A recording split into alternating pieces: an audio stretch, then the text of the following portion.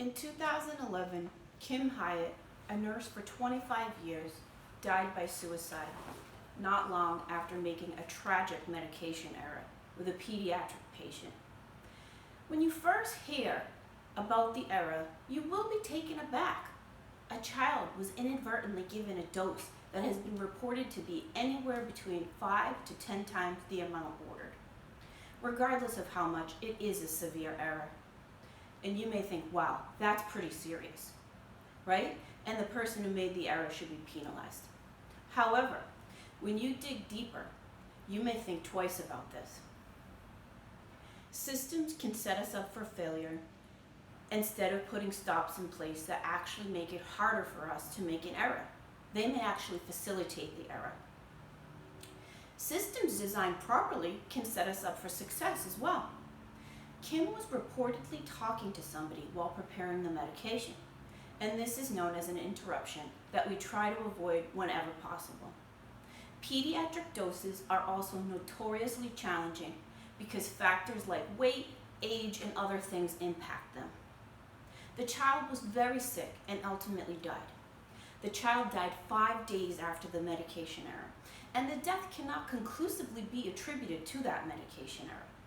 We don't know for sure that the patient would have survived without the occurrence of the error, and this by no means is meant to minimize the severity to the patient and their family.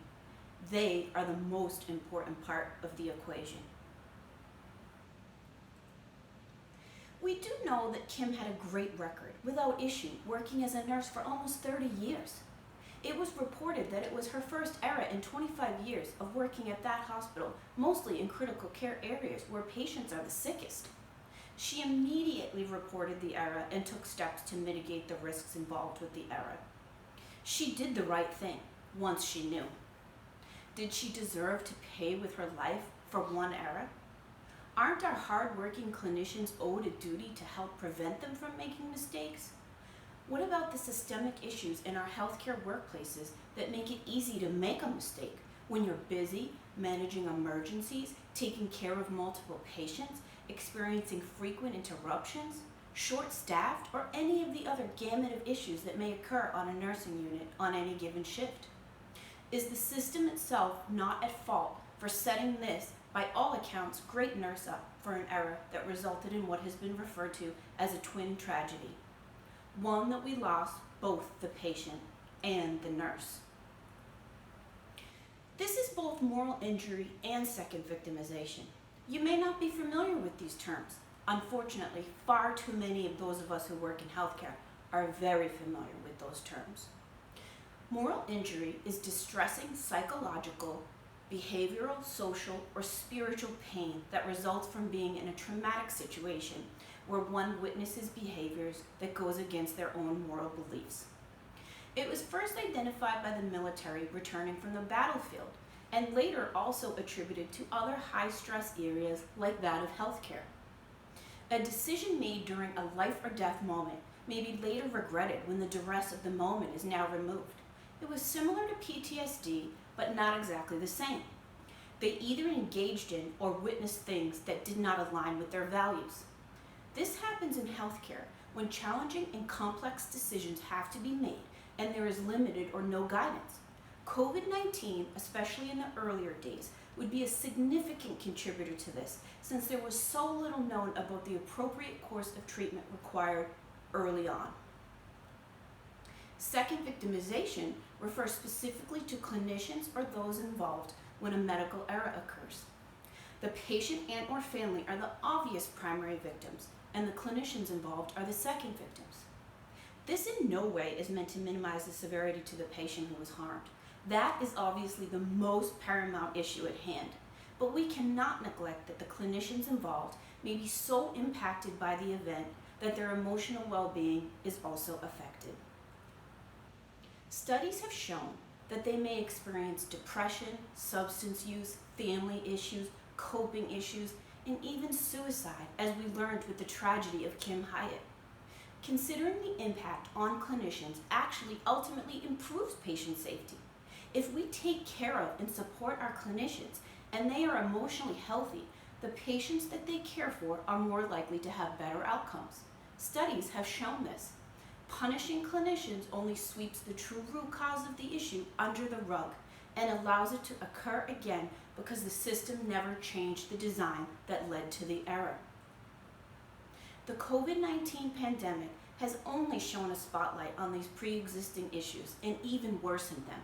Clinicians are seeing deaths and deaths like they have never seen at alarming rates.